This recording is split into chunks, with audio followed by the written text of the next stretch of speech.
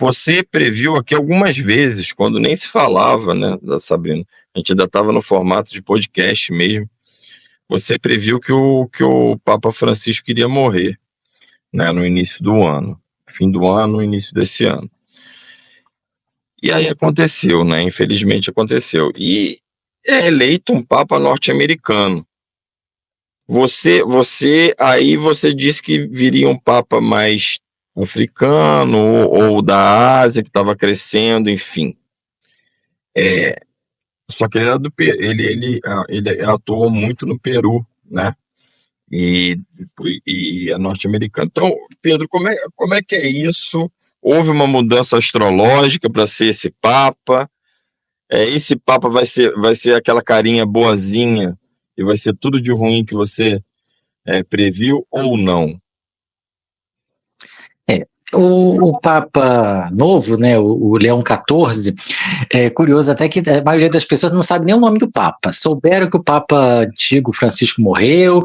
Quando teve o dia lá do conclave, tá todo mundo comentando, elegeram um novo Papa. Vai perguntar para as pessoas na rua o nome do Papa que ninguém sabe mais. Né? Outro dia eu estava vendo um vídeo na rede social, um padre fazendo uma oração e pedindo para abençoarem o Papa Napoleão XVI. Mas, enfim... Eu não sei de onde ele tirou Napoleão. Era Papa. Mas, brincadeiras à parte, esse Papa, ele vai ser um Papa mais moderado, né, do que o Francisco. É um Papa que não tem muito carisma, né, a gente vê que parece um pouco mais picolé de chuchu, né? É um Papa, se a gente fosse comparar com política, é um Papa menos Lula e mais Alckmin, né? É um cara mais assim, sem muito tchan, né? Ele é até esforçado.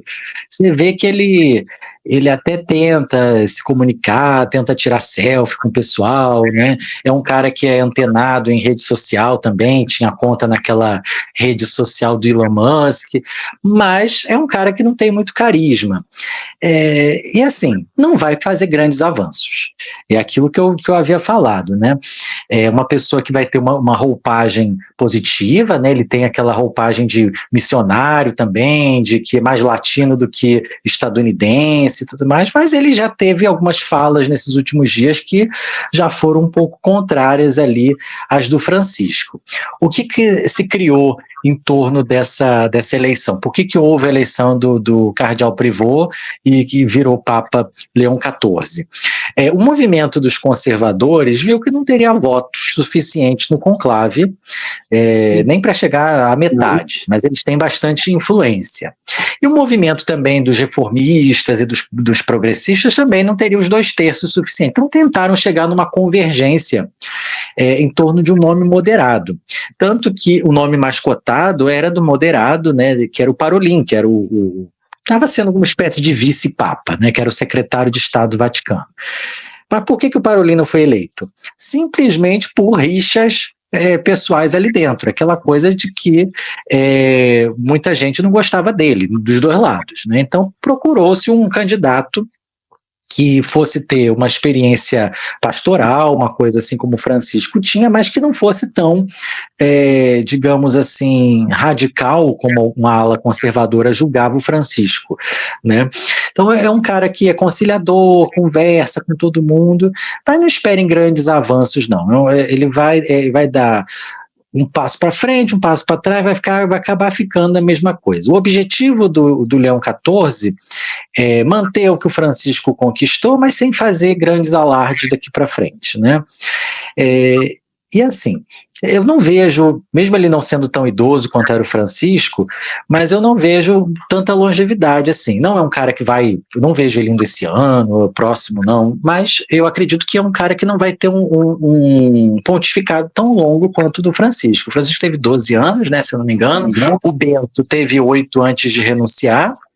Eu não acredito que ele chegue a 8, eu acredito que ele chegue a metade disso, um pouquinho mais. Quando eu analisei ele lá no meu canal, fiz um vídeo no dia lá da eleição dele, eu vi problemas de saúde, coisas que estão meio que escondidas ali, né, a nível de próstata, de parte renal, né, de questões hereditárias envolvendo a parte cardiovascular. Então tem alguns gatilhozinhos ali que no momento ele vai aparentar vitalidade, vai aparecer bem, mas é algo como se estivesse corroendo ele por dentro aos pouquinhos. E me parece que não há uma longevidade. Isso não quer dizer que a longevidade do pontificado esteja relacionada a óbito, a falecimento. Pode ser justamente uma renúncia para cuidar da saúde, uma coisa assim, né? Mas o pontificado dele não me parece longo. E no dia anterior à eleição, aliás, ao dia anterior ao conclave, eu fiz uma live lá no canal, que eu via também que, independente de quem fosse o Papa, seria um cara, um senhor que viria para manter, né, o que o Francisco fez sem fazer alarde, mas que viria para criar novos cardeais mais voltados justamente a essa ala mais voltada, mais relacionada ao Francisco, mais reformistas, né? Que a igreja, os cardeais são 5 alas que compõem o colégio de cardeais. Os tradicionalistas, que são o pessoal que quer voltar ao latim nas missas, os conservadores, né, que querem que a igreja dê alguns passos atrás, os moderados, que é o pessoal centrão ali dos cardeais, os reformistas, que é o pessoal do Francisco, e os progressistas, que são mais à frente até do pessoal do Francisco, que é o pessoal que é a favor das mulheres sendo ordenadas, de fim de celibato e tudo mais. Então, o Prévost, ele vem como moderado para forçar criações de cardeais novos que sejam reformistas.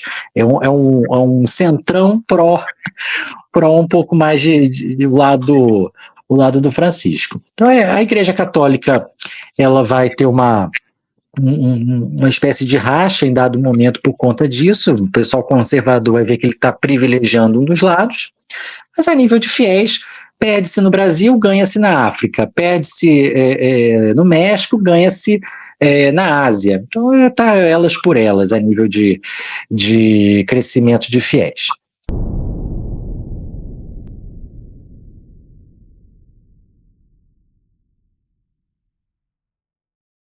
Seguimos com a nossa série. Ninguém deve se desesperar da sua própria salvação.